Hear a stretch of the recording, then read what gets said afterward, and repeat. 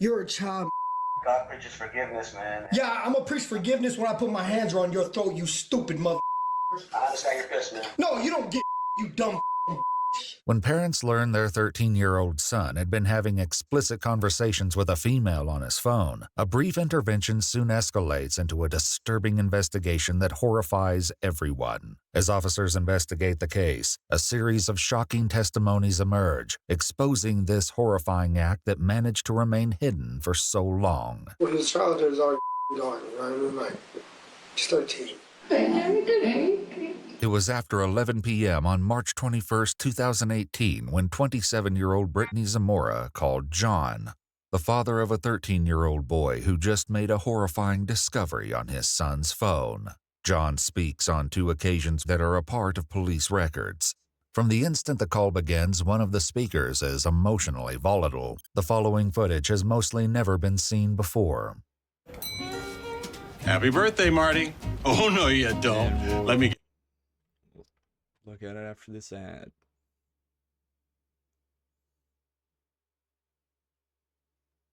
Card. Yes. What type of perverted person are you? I want to know right now. You are a monster. You're a child. Do you understand me? No. Why do you say that? Oh, see, I'm a lot smarter than you. I'm so much smarter than you. You do not understand how much smarter than you I am. I got you. I want you to know that now. I got you. Do me a favor. Do not call this number back again. The next time you'll hear from me will be in court. I am coming for you. Okay. Yeah, you have a wonderful evening, okay, you stupid. Can you explain to me? Can we meet, to talk about this? Is there something we can settle out, outside? Oh yeah, that's what we can do. So I can give you a chance to do it to some other kid. Yeah, that's exactly what we're gonna do. No, Miss Zamora, do me a favor. Do not call me back again. Wow. Do you understand me? Make sure you tell your husband what's going on. He is right Surely. here. Can he talk to you? Oh yeah, put your husband on the phone. I'm more than happy to talk to that dumb mother too. Earlier that afternoon, Maria found some questionable messages on her stepson's phone through a tracking app. When she noticed the name of the person on those messages, she was horrified to discover it was none other than her son's 6th grade teacher, Brittany Zamora. Alarmed, she immediately informed her husband, John. When John confronts Brittany, her husband, Daniel, rushes to her defense, utterly unaware of the devastating truth that lies beneath the surface. Hey, man. Hey, don't say hey man to me. You got a monster. If I was you, you stupid mother, I'd leave her. Man, listen. No, listen to me, you stupid mother. I'll cave your stupid head. Do you want to? I'd love to put my hands on you. You're a stupid mother. You know that? You dumb mother. You dumb mother. Think about, God preaches forgiveness, man. Yeah, I'm gonna preach forgiveness when I put my hands around your throat, you stupid mother. I understand you're pissed, man. No, you don't get you dumb. What? Listen to me. I am not going to settle outside of court. There's not enough money you could possibly offer me to settle this. Get that through your head. Your woman is a monster. Hey, you want me to tell you the whole story?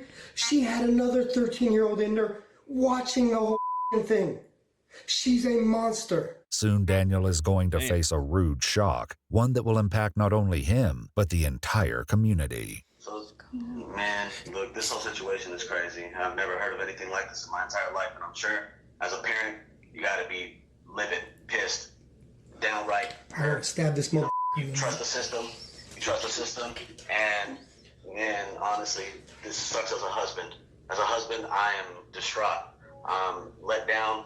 I understand, and I'm sure as a husband, you know how this. What this would do to you. Oh shit! Well, dude, you see, the thing is, I don't get with the monster.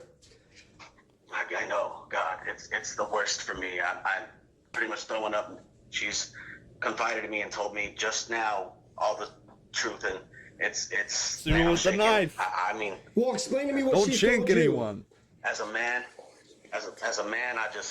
I can't really. No, I want to know. You said she confided in you. Let me know what she told you so I can tell you she told you everything. Let me know if she told you everything. Grab some nuts and talk to me like a man. What the did she tell you she did to a 13-year-old boy? It's to be honest, it's more of just the messaging and. Oh, so she didn't tell you everything then? Oh man. I mean, I'm hearing it from you, sir. I'm hearing it from you. Well, you ain't gonna hear else from me. Not a thing. Despite the horrid details up. that John reveals to Daniel, he comes up with a proposition that only escalates matters. So what I'm asking you is if you could possibly, Brittany has been a great teacher for a long time. 5 years, she's done so much for so many students and raised so many people's lives from the ghetto. She's been to, Hold on, this is good. parents' homes This is to good. talk This to is good. students. This is She's good. done the tutoring program. She's done so Hold much, on. and she made a huge mistake. Now I could the just biggest offer you- mistake of anybody could ever make in the whole entire What could you world. offer me? But she got invested in a very, very, very bright, smart, and great student, honestly, and a great person, and probably comes from y'all, honestly. And I get it, man. You probably don't even want to hear my voice, and I wouldn't want to hear my voice either. I'd like to hear your voice when I got my hands around your throat. Well, you're your fucking wife up decided to be a the monster lawsuit. and prey on a child. John, She scarred John, my you're son fucking up the mentally. lawsuit. Do you understand what a 13-year-old boy did? Do you get that at all? What Daniel Zamora does not know yet is that earlier that afternoon, the boy confessed to his parents that not only had he and his teacher been exchanging explicit text messages, but Brittany had been sexually assaulting him on more than one occasion. However, this appalling information still doesn't reveal the full extent of this devastating ordeal. What would you say happened? So I know, as a husband, man, I want to know this.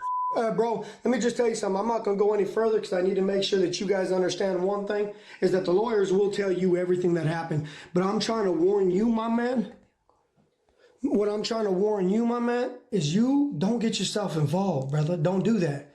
Man, that's not what a real man would do. Well, then look, I'm just going to tell you right now. This is the last thing I'm going to tell you before I hang up on you. Don't waste your time calling me back right now. But what I am going to tell you is stay by her, bro. Do that. Your mom, your dad, her mom, her dad, everybody's going to know what this sick did. Everybody. You have a wonderful evening. Don't call this phone back. Have a good one.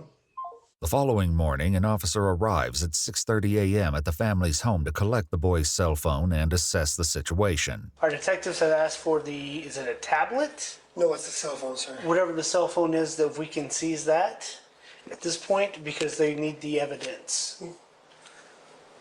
Are you okay with that? Season it, I don't like the idea, and I told the principal. The only problem is I told the principal he's expecting me to show him all this too. The criminal investigations obviously will be shared because he's the one that reported this to us. Yeah. So it'll all be shared with the principal. Before speaking with The Brittany, principal John reported it. notified the school principal about the deeply disturbing secrets his son revealed. The principal immediately called police and put Brittany on administrative leave pending an investigation. But this is only the beginning. Police and the parents are yet to discover even more outraging information about this incident. It specifically happened at the school? Yes, in the classroom. Okay. There's nobody else around? I believe there might have been another boy, but I'm not 100% sure. Okay. But not doing it with her, just like a lookout. Okay. But I'm not 100% sure yet. How many times did this happen? I think it happened 3 times. Okay.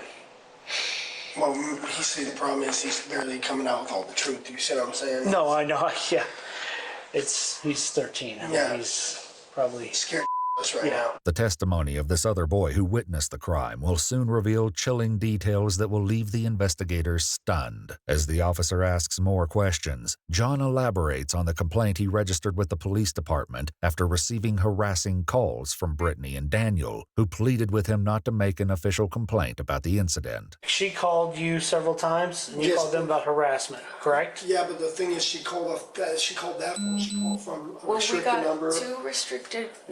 two missed calls from a restricted number to Okay. that phone, and another call that was when we called it back. It was a Circle K, Okay. but when we said hello, hello, nobody responded. So that was on his phone. Okay. Then a few hours later, we got a call from unknown number, and we didn't know if it was one of you guys or what. So he answered. It wasn't an unknown. It was a phone number, like you could visually see the phone number. Okay. According to the police report, during the phone calls, the Zamoras repeatedly suggested they meet up and settle this matter outside. This is sickening, dude. Well, the thing is, it's just like what I don't understand is like how big of a weirdo do you have to be to protect somebody like this? No, I get makes it. no sense. It's just nasty, man. This is, yeah, like you said, you see these on national news all the time. And I say that's what I'm trying to keep out. Later that morning, 2 new officers meet with the parents and the I think principal. that's actually like a psychological thing there, of when like you're with someone for so long and then they do something that's wrong, or like everyone else would say that that's wrong or something, and then you like protect it in some way because you've known them for so long or something like that. It's something weird. I don't know. It's something like that. Timothy Dickey at the school, as Maria begins by informing the officer about the discovery she made on her stepson's phone. None of them are aware of the horrifying revelations that are still to come. So I'm reading through the conversations, and I've done this before with other conversations Because of you his as well. like mentally need But that this person time I or saw at the something. bottom that it had Mrs. Zamora Instagram profile. Okay. That's her name. And then what confirmed it is her first name was used in the conversation where either he wrote it or she wrote it. Okay. And they put They put- last name. And so then the conversation just kept on. And it was like he was talking to a girl, like his girlfriend. So I showed my husband the conversation, and then when he came home, we talked to my son. And we told him, we need you to be completely honest right now. We already know the answer to everything we're going to ask. So we just need you to tell us the truth. Okay. So we showed him the conversation, and I said, who is this? Who am I talking to? And he said, my teacher. Okay. And so my husband just told him, Okay. have you done anything with your teacher?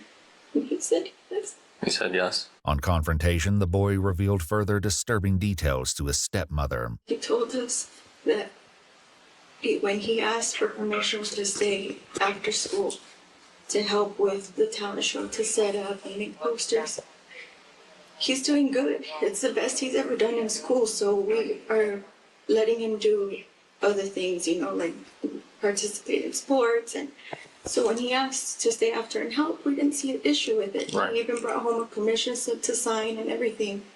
So we said, yeah, go ahead. If you need your help, stay. Okay. And he said that that's when it happened.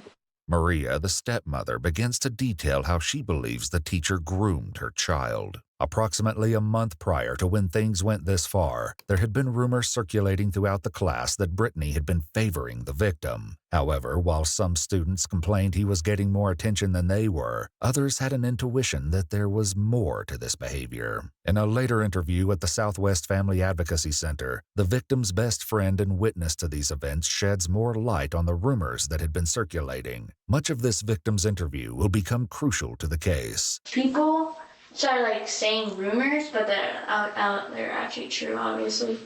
One girl was saying a rumor about how probably got Ms. Moore pregnant.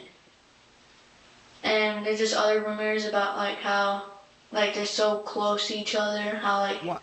oh, they might be dating.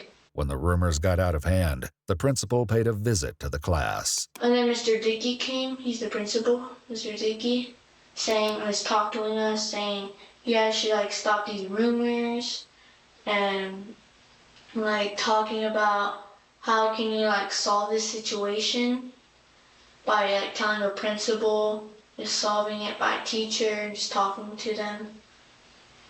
Rumors, and then we wrote on a piece of paper how to solve that situation, those rumors, tell the principal and stuff. The way we actually confirmed it, I told my son, you're going to text it. I'm sorry to use this language, you guys want the truth. And I said, you're going to trap her.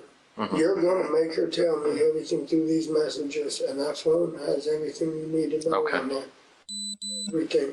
Okay. We took screenshots because I can show you right now what the messages say if any of you guys have the stomach to freaking read it. Understandably upset by such a despicable crime affecting their son, the parents' emotions overflow into grief, but they're still unaware that this is only the beginning of even darker revelations yet to come. We just don't, his childhood is already gone, right?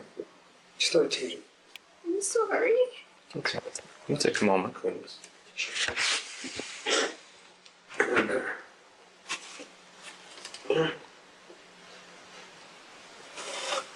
When Brittany heard about the interviews the principal conducted, she reportedly came into his office frantic and crying, telling the principal that the only things she cared about were her husband and her career. While Principal Dickey asked the victim to stop spending recess time with Brittany, he tried to look for more evidence at school. Is there any documented history between Brittany and the student?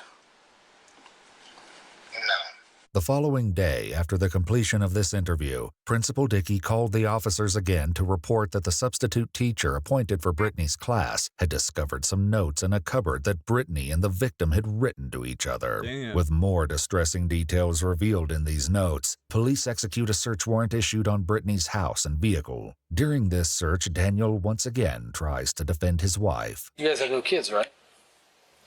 No, sir. I wish now.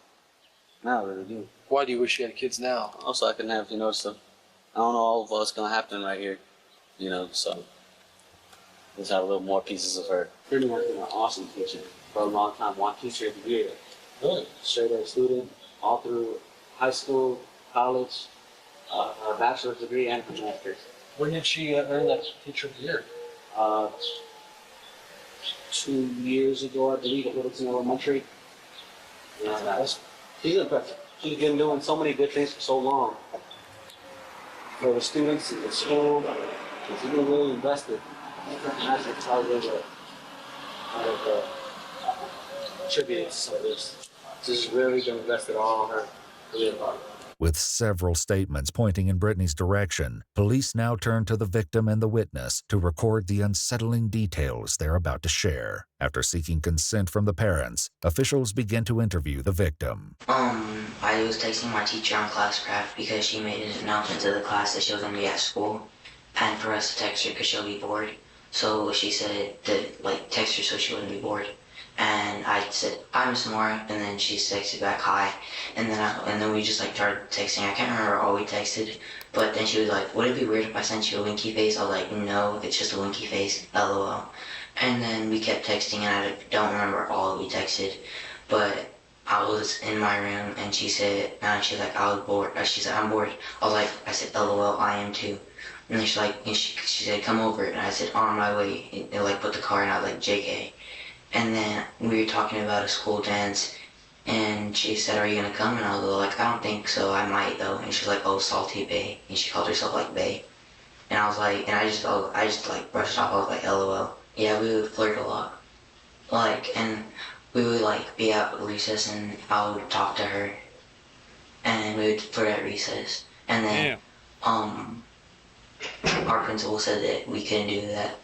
We couldn't talk at recess no more, that I needed to go hang out because other kids are getting jealous that I was talking to her and not them. And so I stopped talking to her at recess. And then I would just keep texting. I would text her. When does the flirting begin? The first time she flirted with me was a time where she said, "Well, would it be weird if you sent a winky face?" And she's like, "Come over, tell her school and everything." That's the first time she ever flirted with me. Do you remember if that happened? Do I realize? Can you tell my parents that I don't have practice, so they don't have to pick me up? Don't be mad, my love. You look so hot, Miss Watson. Oh no. How do you look hot in PJs? Oh no. Before Christmas or after Christmas or something else? Oh shit. I just think it was before because she said that it would suck for Christmas break because she wouldn't be able to see me. So it was before, definitely. The victim continues to describe how things escalated from there when he snuck out from his grandparents' home to meet with Brittany one night, and it was far more disturbing than anyone ever predicted. Hey, it's Laura.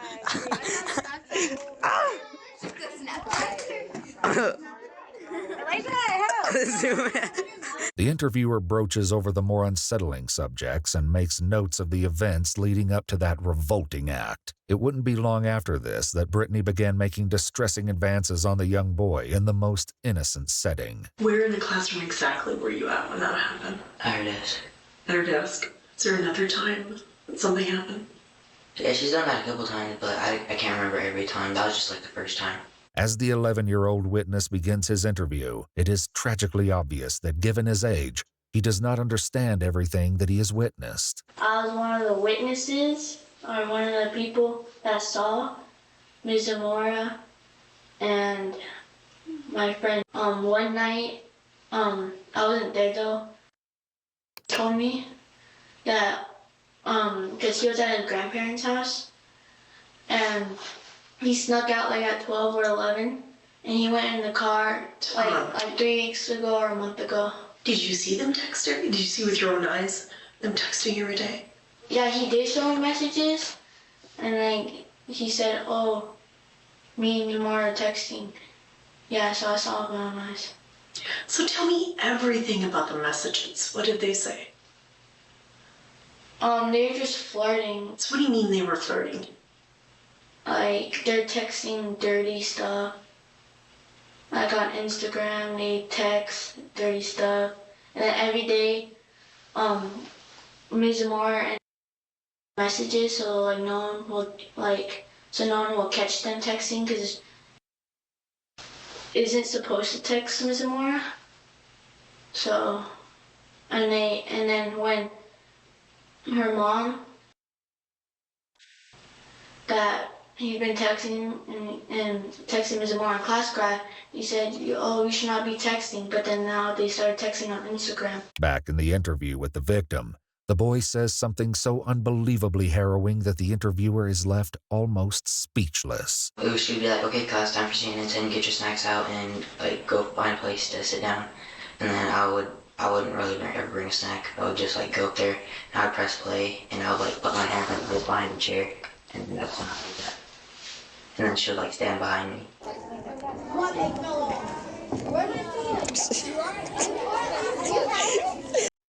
These mushrooms make you feel better. They increase focus and energy while keeping you. The witness elaborates further that Brittany often organized viewings of a daily news program for students called CNN 10 and the deplorable acts that really transpired during these sessions. When we're watching CNN 10, everyone watches CNN 10, and then she has a desk, and then this is a screen. Everyone looks that way. So Lauren said like to come over here so we can have cover, so no one can see. Is there a time that, did you ever look? Look, no. Okay. Because they told me like not to look. Okay. So that happened one time or more than one time? More than one time. Like every day, like at 2:40, we do CNN 10. And like not every day because people want to do CNN. Do you think... Huh.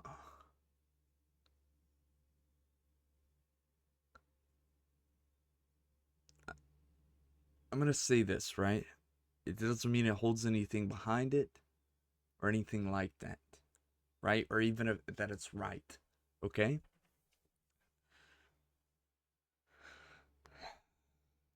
Do you think being in a room all day with kids who aren't yours, who are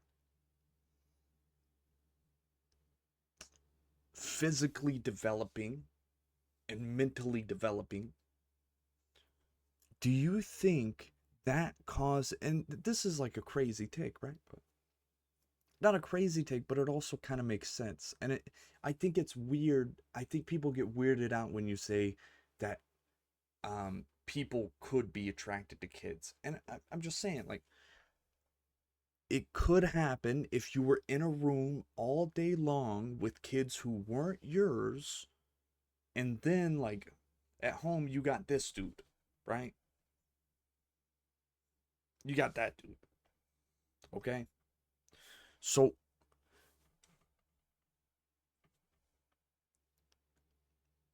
yeah, I mean, that's just, I don't know. I could be wrong. Probably am. You know, not everyone who's teacher is gonna like turn into a pedophile. I don't think that's true. But I think the possibility of that happening are elevated. And like touch the computer and like unpause it and stuff. But most of the time, yeah, you do it, yeah. As the interview continues, the victim shares more about the beginning of this awful act and how it affected his friendship with the witness. So was that this school year or a different school year? This school year. The school year.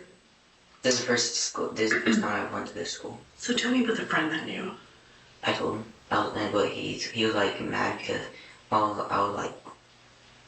like talking to her. He's like, bro, do you like her? I was like, no. He's like, bro, tell me the truth. And he was like mad. He was like, really, bro, you're not a good friend. And then I like told him, and then he was like, all right, I won't tell nobody. I told everyone. But when like that That's happened, how the rumors started. like turn around, and then he said, and then when we were walking back to his house, he's like, bro, can I tell you something? I was like, sure. He's like, you promised not to get mad. I was like, yeah. He's like, I was watching. I was like, well, I wouldn't get mad. I just told you not to look. When this happened, where exactly were you at? In the corner. In the corner of? The room. Of your schoolroom? Mm-hmm. Or was it a different room? No, or? it was our classroom. It's your classroom. And where was everybody? They were all gone. In a revelation that distresses everyone, the victim discloses that Brittany had been using the witness as a lookout. Tell me what her dress looked like. I can't remember that time. But the second time, I remember it was black. The second time? Was that the time in the car? Or do you mean? No, that was the first time was the time in the car.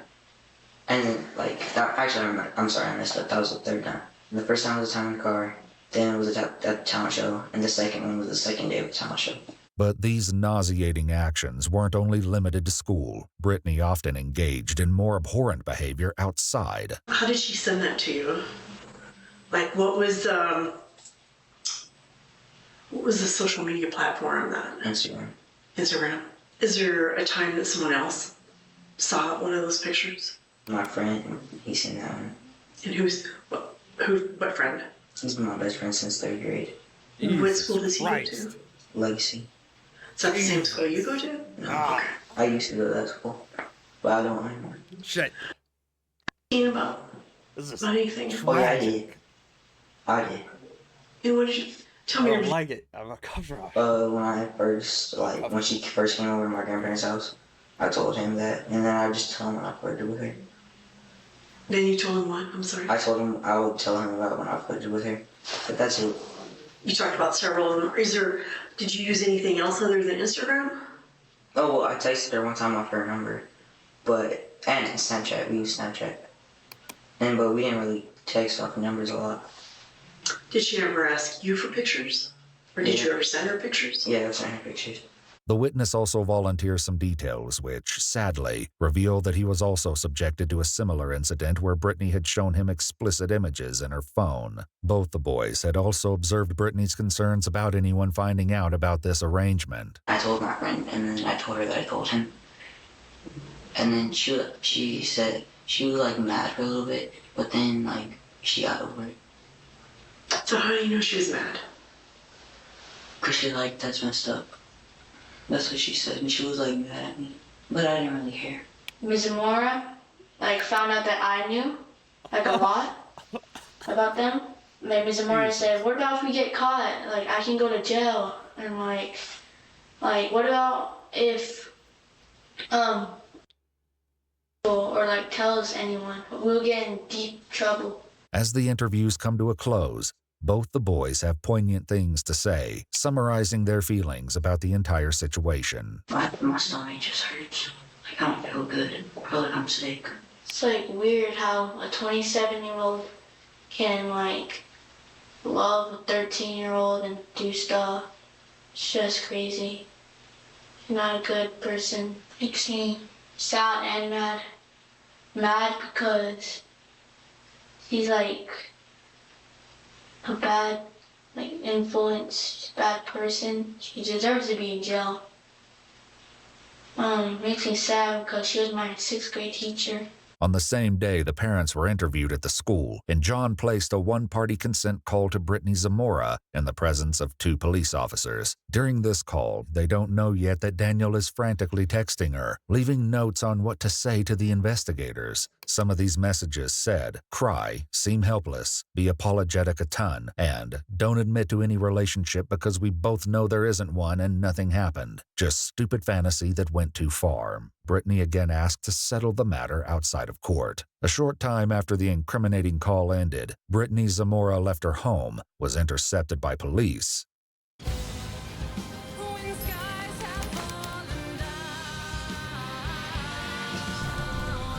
and taken into custody. As I said before, this officer has a body cam on him as well, so just to make you feel more comfortable, even though... Hey, Brittany, come on over here. Yeah. Did you double lock? I didn't. I don't actually more on my feet. Okay. Brittany, I'm going to turn your wrist in here, okay? No, we just want to make sure they don't hit you. Okay. She agrees to a brief interview with a detective, her typical outgoing personality now replaced with a timid mask. So, I wanted you to explain, how this came to happen. Can I have an attorney? You can. Is that what you want? Okay. All right. I just don't know if I go traveling. That's fine. Will I be going home today? No. So will I be in jail? Do these type of things have to be made public? They don't have to be made public, but you've kind of been in the school industry long enough to know that when something happens at a school, letters end up having to go out and people ask questions. Well, What about Mrs. Zamora? The typical, Oh, she fucked a kid. Right. Stuff like that. I don't know. It varies. I can't give you. I know. I can't give you a black and white answer to that. They take a lot of things into consideration. I never did anything. So. Allegedly. That's okay. What are the next steps? The next step is basically you do go to jail tonight. I submit some paperwork. I'm little. They're gonna tear me apart. Me fighting off. Well, fighting off the. If you have problems with somebody, you can voice that to lawsuits by somebody. saying allegedly.